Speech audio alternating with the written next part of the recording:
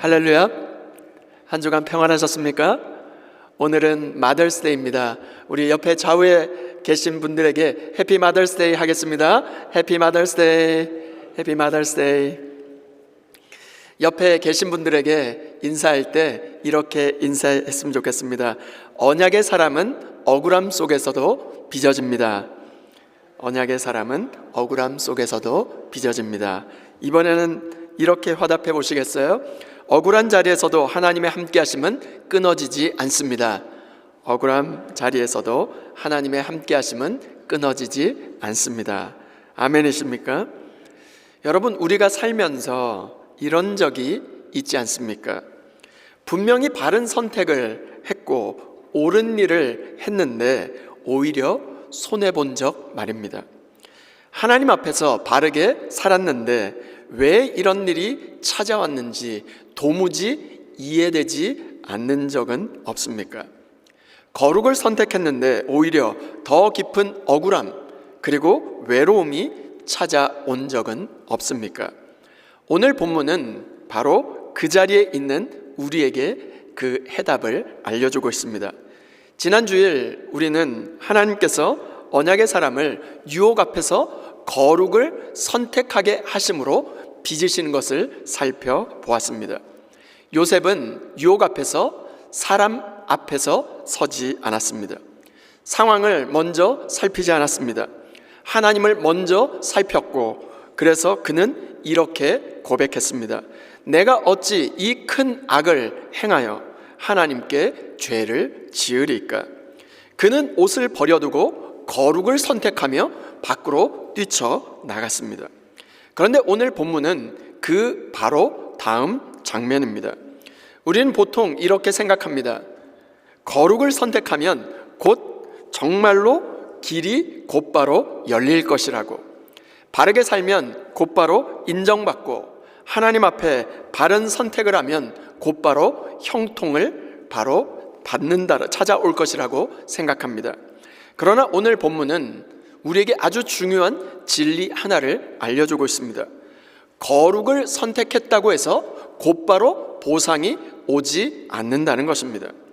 오히려 거룩을 선택한 결과로 누명을 쓸 수 있고 억울한 일을 당할 수 있고 그리고 마침내 감옥 같은 자리로 내려갈 수 있다는 것입니다. 여기서 한 가지를 꼭 기억했으면 좋겠습니다. 우리는 요셉 스토리를 살펴보면서 요셉이 요셉의 결말을 알고 있을 것이라고 하는 착각을 합니다. 그래서 자꾸 요셉도 그 이유를 다 알고 있으니까 결말을 알고 있으니까 이렇게 잘 참았겠지라고 생각합니다. 그러나 전혀 그렇지 않습니다. 요셉은 감옥 이후의 시간표를 전혀 알지 못하고 있습니다. 왜 이런 일이 일어났는지, 이 감옥은 언제 어디로 이끌려 갈 것인지, 이 억울함이 언제 끝날지 도무지 알지 못한 채 그 시간을 통과해 가고 있습니다. 이것이 중요합니다. 요셉은 결과를 알았기 때문에 견딘 것이 아닙니다. 미래의 영광을 계산하면서 카운트하면서 버틴 것도 아닙니다. 그는 고난 앞에서 살아간 사람이 아니라 그 순간순간마다 힘들고 어려운 고난의 현장 가운데 고난 앞에 산 사람이 아니라 하나님 앞에 선 그 모습으로 살아갈 뿐이었습니다. 그래서 오늘 본문은 단순히 요셉이 억울한 일을 당했다는 그런 이야기가 아닙니다. 오늘 본문은 의롭게 살아도 억울한 일을 당할 수 있지만 그 억울함 속에서도 하나님의 함께 하심은 끊어지지 않는다는 사실을 보여주는 말씀입니다. 오늘 이 말씀을 통해서 억울한 자리에서도 무너지지 않고 보이지 않는 하나님의 손길을 신뢰하며 함께 하시는 그 하나님 안에서 더 깊이 빚어져 갈 수 있는 언약의 사람들 다 될 수 있기를 주님의 이름으로 축원드립니다. 첫 번째 주시는 교훈은 이것입니다. 의롭게 살아도 억울한 일을 당할 수 있다는 것입니다. 12절과 13절 말씀입니다. 그 여인이 그의 옷을 잡고 이르되 나와 동침하자. 그러나 요셉이 자기의 옷을 그 여인의 손에 버려두고 밖으로 나가매 그 여인이 요셉이 그의 옷을 자기 손에 버려두고 도망하여 나감을 보고. 오늘 본문 말씀은 자기 옷을 보디발의 아내의 손에 버려두고 밖으로 뛰쳐나간 그 이후의 이야기를 기록하고 있습니다. 그런데 여러분, 여기서 한 가지를 먼저 붙들어야 할 것이 있습니다. 요셉의 손에 버려진 그 옷은 죄의 증거가 아니었다는 것입니다. 그 옷은 거룩의 증거였습니다. 거룩을 지키기 위해서 기꺼이 그 모든 것을 내려놓은 옷이었습니다. 그러나 세상은 그 거룩을 죄의 증거로 다 뒤집어 엎어 씌웠습니다. 이것이 억울함의 본질입니다. 거룩을 위하여 선택한 것이 죄의 증거로 뒤집히는 그 자리, 옳은 선택이 오해의 빌미를 제공하는 그 자리, 이것이 오늘 본문이 시작되는 긴장의 모습입니다. 요셉은 죄를 짓지 않았습니다. 오히려 죄를 거절했습니다. 거룩을 선택했습니다. 하나님 앞에 옳은 길을 선택했습니다. 그런데 그 결과가 무엇이었을까요? 인정이 아니었습니다. 보상도 아니었습니다. 승진이 아니었습니다. 누명이었고 모함이었고 억울함 그 자체였습니다. 여기서 우리가 한 가지를 더 살펴볼 것이 있습니다. 보디발의 아내는 즉흥적으로 이 모든 화를 낸 것이 아니었다는 것입니다. 그의 모함은 아주 정교하고 단계적이었습니다. 13절 말씀입니다. 그 여인이 요셉이 그의 옷을 자기 손에 버려두고 도망하여 나감을 보고. 옷을 증거처럼 붙들고 있습니다. 거룩의 증거가 지금 무엇으로 바꾸어졌습니까? 죄의 증거로 뒤집어 버렸습니다. 14절과 15절 말씀입니다. 그 여인의 집 사람들을 불러서 그들에게 이르되 보라, 주인이 히브리 사람을 우리에게 데려다가 우리를 희롱하게 하는도다. 그가 나와 동침하고자 내게로 들어오므로 내가 크게 소리 질렀더니 그가 나의 소리 질러 부름을 듣고 그의 옷을 내게 버려두고 도망하여 나갔느니라 하고. 집사람들을 다 불러서 지금 여론을 형성합니다. 주인이 돌아오기 전에 집사람들을 불러서 먼저 말을 퍼뜨립니다. 그리고 우리를 희롱하게 하는도다. 자신이 아니라 우리를 앞세워서 집 전체의 분노를 자극하게 만들었습니다. 그리고 자신을 피해자로 포장하게 되었습니다. 그가 나와 동침하고자 한다. 실제로 자기가 유혹했는데 요셉이 먼저 접근한 것처럼 주어를 바꿔버립니다. 그가 나를 유혹했다. 지금 주어를 바꿔버립니다. 피해자의 언어를 사용합니다. 내가 크게 소리질렀더니. 16절 말씀입니다. 그의 옷을 곁에 두고 자기 주인이 집으로 돌아오기를 기다려 남편이 돌아올 때까지 옷을 곁에 두었다가 똑같은 거짓말을 반복해서 하게 됩니다. 순간적인 감정이 아니라 계획적이고 반복적인 거짓말을 하게 됩니다. 주 안에 사랑하는 여러분, 억울함은 이렇게 정교하게 만들어질 수 있습니다. 세상은 반드시 공정하게 보상해 주지 않습니다. 사람들은 반드시 진실을 알아주지 않습니다. 의롭다고 해서 언제나 박수를 받는 것이 아닙니다. 우리는 지난 주일 옷을 잃어도 거룩을 잃지 말라는 말씀을 들었습니다. 그런데 오늘 본문 말씀은 바로 그 다음 장면에 그 직면에 있습니다. 그 다음 장면은 어떻게 펼쳐집니까? 옷을 잃고 거룩을 붙들었는데 그 다음에 억울함이 찾아왔습니다.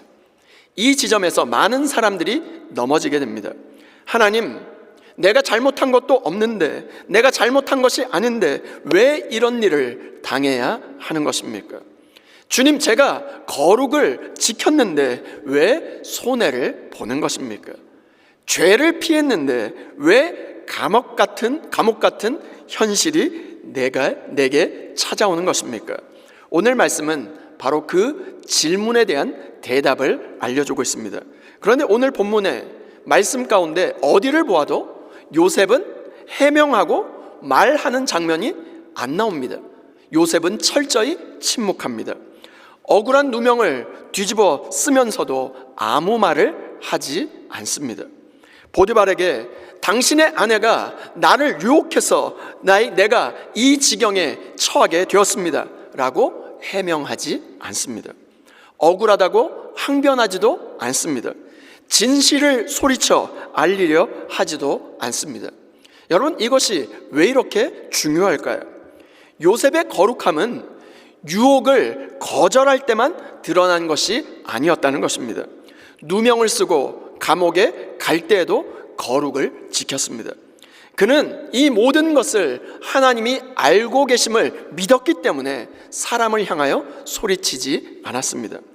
자신이 결백하다는 것을 스스로 증명해내려고 애쓰지도 않았습니다. 그는 사람의 법정보다 더 높은 하나님의 법정이 더 크다는 것을 믿었기 때문입니다. 이것이 언약의 사람의 또 다른 특징입니다. 억울함 앞에서 하나님을 신뢰하는 것, 내 결백을 내가 스스로 증명하기보다는 하나님께 이 모든 것을 맡기는 것, 이것이 바로 거룩한 침묵이었습니다. 우리는 때때로 정직하게 살다가 손해를 보지 않습니까? 바르게 말하다가 오해를 받기도 하고 성실하게 섬기다가 이용당하기도 합니다. 거룩을 선택하다가 오히려 더 깊은 오해와 외로움, 억울함을 직면하기도 하죠. 그러므로 오늘 본문은 거짓 위로를 우리에게 주지 않습니다. 아주 정직하게 오히려 우리에게 말합니다. 의롭게 살아도 억울한 일을 당할 수 있다고요. 그러나 요셉은 그 억울함 속에서 사람을 향하여 소리치기보다는 하나님을 향하여 침묵으로 서 있었습니다. 러시아의 대문호 도스토옙스키가 28살 때 사형 선고를 받게 되었습니다. 죄목은 황제를 비판하는 모임에 참석했다는 것이었습니다. 사형 집행 그 광장에 끌려 나오게 되었습니다. 총구가 자기 자신을 향하는 것을 보았습니다. 바로 그 순간 황제의 특사가 말을 타고 급히 달려왔습니다. 사형이 취소되었고 시베리아 감옥 4년으로 감형을 받게 되었습니다. 그는 그 감옥으로 끌려가면서 이렇게 묻지 않았을까요? 하나님, 왜 하필 나입니까? 제가 무슨 잘못을 했습니까? 그러나 그 감옥 속에서 그는 무너지지 않았습니다. 오히려 그 감옥에서 인간의 가장 깊은 내면을 성찰하게 되었습니다. 죄와 고통과 구원을 또 묵상하고 또 묵상했습니다. 그 경험이 훗날 죄와 벌, 카라마조프가의 형제들, 그 모든 글의 토대가 되었습니다. 그는 후에 이렇게 고백했습니다. 감옥이 나를 완성했습니다. 사람의 눈에는 감옥이었지만 하나님의 손에는 빚으심의 자리였던 것입니다. 요셉의 감옥이 그랬고 도스토옙스키 그 사람의 그 감옥도 마찬가지였습니다. 그리고 오늘 우리가 통과하고 있는 그 억울한 자리 역시 마찬가지가 됩니다. 그럼에도 불구하고 요셉은 무너지지 않았습니다. 왜냐하면 그는 고난 앞에서 살아간 사람이 아니라 하나님 앞에서 살아간 사람이었기 때문입니다. 언약의 사람은 억울한 일을 당하지 않는 사람이 아닙니다.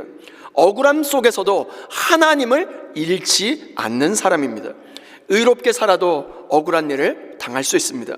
억울함의 현실과 고난 앞에 사는 사람이 아니라 하나님 앞에 살아감으로 하나님의 깊은 빚으심의 손길을 만날 수 있는 저와 여러분 모두가 될 수 있기를 주님의 이름으로 축원드립니다. 두 번째 교훈은 억울한 자리에서도 하나님의 함께 하심은 끊어지지 않는다는 것입니다. 21절로 23절 말씀입니다. 여호와께서 요셉과 함께 하시고 그에게 인자를 더하사 간수장에게 은혜를 받게 하시매 간수장이 옥중 죄수를 다 요셉의 손에 맡김으로 그 재반 사물을 요셉이 처리하고 간수장은 그의 손에 맡긴 것을 무엇이든지 살펴보지 아니하였으니 이는 여호와께서 요셉과 함께 하심이라. 여호와께서 그를 범사에 형통하게 하셨더라. 오늘 본문 가운데는 두 가지 스토리가 함께 흐르고 있습니다. 하나는 사람의 이야기고 하나는 하나님의 이야기입니다. 사람은 어떻게 했을까요? 모함을 합니다.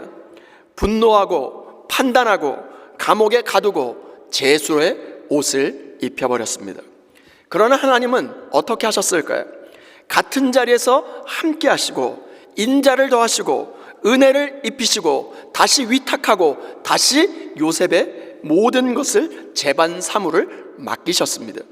사람이 닫은 자리에서 하나님은 또다시 열고 계셨습니다. 우리는 자꾸 사람의 이야기만 집중해서 봅니다. 감옥에 가게 되었고 모함을 받았고 억울함을 당했고 감옥에 갇히고 추락한 것 말입니다. 그러나 오늘 말씀은 우리에게 말씀하고 있습니다. 그 배후에 하나님의 이야기가 동시에 진행되고 있다고 말입니다. 보이지 않는 하나님의 손길이 우리의 삶을 인도하고 주도하고 움직이고 계시다는 말씀입니다. 여러분, 이것이 중요합니다. 억울한 자리에서 사람의 이야기만 바라보면 절망할 수밖에 없습니다. 그러나 그 자리에서 하나님의 이야기를 함께 보면 그것은 더 깊은 빚으심의 자리임을 알 수 있습니다. 오늘 본문의 심장과도 같은 21절 말씀 우리 다 같이 함께 보도록 하겠습니다. 21절 말씀 함께 읽습니다. 시작. 여호와께서 요셉과 함께 하시고 그에게 인자를 더하사 간수장에게 은혜를 받게 하시매. 여러분, 보디발의 집에서도 여호와께서 함께 하셨다라고 기록되어 있습니다. 그런데 동일하게 감옥에 갇힌 지금도 성경은 똑같이 기록하고 있습니다. 여호와께서 요셉과 함께 하시고. 여러분, 이것이 굉장히 중요합니다. 환경은 바뀌었어요. 보디발의 집에서 지금 감옥으로 바뀌었습니다. 사람의 평가도 바뀌었습니다. 신임받는 종에서 죄수로 취급받았습니다. 삶의 위치도 바뀌었어요. 여러분, 그러나 바뀌지 않은 단 한 가지가 있습니다. 그것이 무엇일까요? 하나님의 함께 하심은 바뀌지 않았습니다. 우린 자꾸 환경으로, 상황으로, 우리의 현실로 하나님의 임재를 판단하는 경향이 있습니다. 길이 열리면 함께 하신다고 생각하고 길이 막히면 떠나셨다라고 생각하는 경향이 있습니다. 억울한 일을 당하면 하나님 왜 이렇게 침묵하시냐고 그렇게 느끼지 않습니까? 그러나 오늘 본문은 우리에게 말씀합니다. 보디발의 집에서도 함께 하셨고 지금 감옥에서도 하나님은 함께 하셨습니다. 하나님의 함께 하심은 우리의 인생의 높고 낮음, 그것으로 결정되는 것이 아닙니다. 21절에 굉장히 중요한 한 단어가 또 등장합니다. 그것은 바로 인자를 더하사입니다. 여기서 나오는 인자는 요셉의 인생에서 처음으로 등장하는 단어입니다. 형들의 손에 이끌려 구덩이에 던져졌을 때도, 애굽의 노예로 팔렸을 때도 사용되어지지 않던 단어가 억울한 누명으로 지금 모함을 받아 감옥에 갇힌 바로 이때 인자를 더하사 이 단어가 처음 사용되었습니다. 인자가 도대체 무엇일까요? 히브리어로 헤세드라는 단어를 씁니다. 이것은 단순한 친절이나 호의가 아닙니다. 하나님의 언약적인 사랑을 뜻하는 단어입니다. 하나님이 자기 백성과 맺으신 그 언약에 근거한 아주 신실하신, 바로 변함이 없는 사랑을 뜻하는 것입니다. 그런데 장소는 그대로 감옥 안입니다. 하나님은 감옥 안에 있는 요셉에게 단순히 조금 형편만 좋아지도록 이끄신 분이 아니십니다. 하나님은 언약을 기억하셨습니다. 언약의 사람에게 언약적인 사랑으로 응답하셨습니다. 그것이 바로 헤세드인 것입니다. 더 놀라운 것은 이것입니다. 이 단어가 요셉의 인생에서 가장 높은 자리가 아니라 가장 밑바닥, 낮은 자리, 감옥에서 처음 등장했다는 사실입니다. 무슨 말일까요? 하나님은 감옥 안에서도 언약을 포기하지 않는 바로 그 신실하신 하나님이시라는 것입니다. 사람은 요셉을 포기했습니다. 옷을 벗겼습니다. 그리고 정말로 이 모든 모함을 하고 지금 감옥에 넣지 않았습니까? 그러나 하나님은 포기하지 않으셨습니다. 사람은 요셉을 감옥에 가두었습니다. 그러나 하나님은 감옥 안에서 언약적인 사랑으로 함께 하셨습니다. 장소는 바뀌었지만 패턴은 바뀌지 않았습니다. 22절과 23절 말씀입니다. 간수장이 옥중 죄수를 다 요셉의 손에 맡김으로 그 재반 사물을 요셉이 처리하고 간수장은 그의 손에 맡긴 것을 무엇이든지 살펴보지 아니하였으니 이는 여호와께서 요셉과 함께 하심이라. 여호와께서 그를 범사에 형통하게 하셨더라. 여러분, 정말로 놀랍지 않습니까? 장소는 보디발의 집에서 감옥으로 바뀌었습니다. 그러나 패턴은 바뀌지 않았습니다. 보디발의 집에서 가정 총무의 모든 그 위탁을 받지 않았습니까? 그런데 감옥에서도 똑같이 책임이 주어졌습니다. 보디발의 집에서 형통했던 요셉이 감옥에서도 형통했습니다. 사람의 판결은 요셉을 죄수로 만들었지만 하나님의 손길은 여전히 언약의 사람으로 빚어가고 계셨습니다. 여기서 오늘 우리가 붙들어야 될 깊은, 정말로 주님의 역설적인 그 복음이 여기 담겨져 있습니다. 요셉은 감옥에 있지만 형통했습니다. 우리는 감옥을 생각하면 실패라고 합니다. 추락이라고 생각합니다. 모든 것이 끝났다라고 생각합니다. 그러나 성경은 감옥 안에 요셉을 향하여 하나님이 범사에 형통하게 하셨다라고 선언하고 있습니다. 왜 그렇습니까? 형통은 내가 원하는 것이 이루어지는 상태가 아니라 하나님이 함께 하시고 하나님이 그분의 목적을 이루어 가시는 상태가 형통이기 때문입니다. 도자기를 만드는 도공은 흙으로 그릇을 빚은 이후에 어디에 넣냐면 가마에, 불이 뜨거운 가마에 넣고 굽습니다. 그런데 한 번만 굽는 것이 아니라 2번 굽습니다. 첫 번째 불은 형태를 만드는 것이라면 2번째 불은 더 단단하고 견고하게 만드는 것입니다. 그런데 2번째 불이 그 온도가 훨씬 더 높습니다. 더 뜨겁습니다. 훨씬 더 오래 굽습니다. 그릇이 말할 수 있다면 이렇게 말하지 않았을까요? 이미 불 안에 들어갔다 왔는데 왜 또다시 불 속에 들어가야 한단 말입니까? 이미 갔다 왔는데 왜 또 들어가야 합니까? 그러나 도공은 알고 있습니다. 2번째 불이 없으면 그릇은 완성되지 않는다는 것을 말입니다. 주 안에 사랑하는 여러분, 하나님은 토기장이십니다. 감옥은 2번째 불과도 같습니다. 더 뜨겁고 더 길고 더 억울하게 느껴질 수 있습니다. 그러나 하나님은 그 불 속에서 요셉을 완성하고 계셨습니다. 하나님은 때로 고난이라고 하는 그 포장지 안에 형통이라고 하는 열매를 숨겨 두십니다. 사람의 눈에는 감옥이지만 하나님의 손길에는 다음 공정의 시간이었습니다. 사람의 눈에는 끝이고 추락이었지만 하나님의 섭리 안에서는 더 깊은 빚으심의 손길이었습니다. 그리고 이 지점에서 우리는 요셉이 어떤 사람인지 다시 주목하게 됩니다.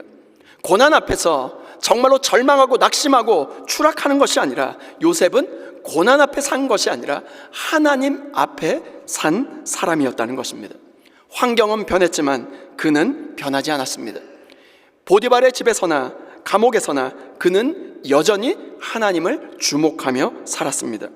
아무도 주목해주지 않는 바로 어두운 그 감옥에서조차 그는 하나님 앞에 서서 살았습니다. 그 고난의 자리, 감옥의 환경의 자리가 그의 인생을 규정하지 않았습니다. 하나님과의 그 친밀한 관계가 그의 인생을 규정하게 된 것입니다. 오늘 우리는 어떻습니까? 오늘 우리는 지금 고난 앞에 사십니까? 아니면 하나님 앞에 살아가고 계십니까?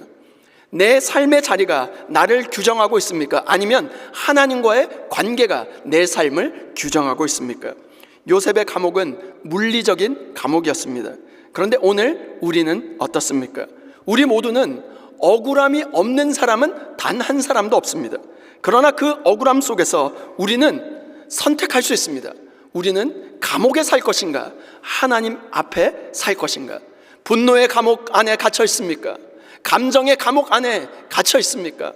응어리의 감옥, 과거의 상처의 감옥에 갇혀 살아가고 있습니까? 아니면 하나님 앞에 살아가고 있습니까? 요셉은 물리적 감옥에 갇혔습니다. 그러나 그는 분노의 감옥에 갇히지 않았습니다. 응어리의 감옥에 갇히지 않았습니다. 왜요? 그는 감옥 안에서도 하나님 앞에 서 있었기 때문입니다. 오늘 우리는 어느 자리에 있습니까? 고난 앞입니까? 억울함입니까? 아니면 하나님 앞입니까? 하나님은 억울한 그 자리를 허비하지 않으십니다. 그 자리에서도 함께 하시고, 그 자리에서도 우리를 붙드시며, 그 자리에서도 우리를 깊이 빚어가십니다. 억울한 자리에서도 하나님의 함께 하심은 단 한순간도 끊어지지 않았음을 기억하시길 바랍니다. 억울함에 붙들린 사람이 아니라 하나님 앞에 서 있는 사람으로 하나님이 함께 하신 그 손길 가운데 더 깊이 만져지고 빚어지고 정교하게 단단하게 빚어져 갈 수 있는 저와 여러분 모두가 될 수 있기를 주님의 이름으로 축원드립니다. 다 함께 따라해 보실까요? 거룩을 선택해도 억울한 일을 당할 수 있다. 그러나 억울한 자리에서도 하나님의 손은 멈추지 않는다. 아멘이십니까? 오늘 본문은 우리에게 매우 중요한 진리를 가르쳐 줍니다. 요셉은 죄를 지어서 감옥에 간 것이 아닙니다. 오히려 거룩을 선택했기 때문에 억울하게 모함을 받고 누명을 뒤집어 씌워서 지금 감옥에 갔습니다.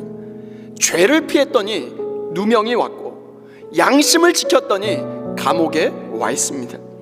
그리고 그는 감옥 이후의 시간을 전혀 알지 못한 채, 아무 말도 하지 않은 채 그 자리를 통과하고 있습니다. 그러나 여러분, 이 감옥이 끝이 아니었습니다. 요셉이 감옥에서 만난 술 맡은 관원장이 바로 훗날 바로왕 앞에서 요셉을 추천하지 않았습니까? 감옥이 없었다면 총리도 될 수 없었을 것입니다. 그 억울한 자리가 하나님의 섭리 안에서는 총리로 가는 길목이 되었습니다. 하나님은 억울한 자리를 허비하지 않으십니다. 보디발의 집에서도 함께 하셨던 하나님은 감옥에서도 함께 하셨습니다. 높은 자리에서도 함께 하셨던 하나님은 낮은 자리에서도 함께 하셨습니다. 사람들이 볼 때는 추락이었지만 하나님의 손에는 여전히 빚으심의 손길이었습니다. 혹시 여러분의 삶 가운데 감옥같이 갇힌 것처럼 정말로 고통하고 정말로 힘들어하시는 분이 계십니까? 억울한 자리, 설명되지 않는 자리, 바르게 살았는데 손해보는 자리, 하나님의 뜻대로 살았는데 왜 이런 일을 만났을까 하는 자리에 처해 계신 분이 계십니까? 낙심하지 마시길 바랍니다. 오늘 하나님은 우리에게 이렇게 말씀하십니다. 내가 너와 지금 함께하고 있단다. 그 억울한 자리에서도 내가 너를 빚어가고 있단다. 무너지지 말고, 고난 앞에 서지 말고 내 앞에, 하나님 앞에 서 있으라고 말입니다. 그러므로 이번 한 주 억울함 속에서도 하나님을 놓치지 마시길 바랍니다. 모함 속에서도, 정말 억울함 속에서도 하나님이 함께 하심을 의심하지 마시길 바랍니다. 감옥 같은 현실 속에서도 하나님의 손길이 여전히 나를 붙들고 있음을 기억하시길 바랍니다. 고난 앞에 살지 말고 하나님 앞에 사시길 바랍니다. 환경은 변할 수 있습니다. 자리는 바뀔 수 있습니다. 그러나 하나님이 함께 하심은 변함이 없습니다.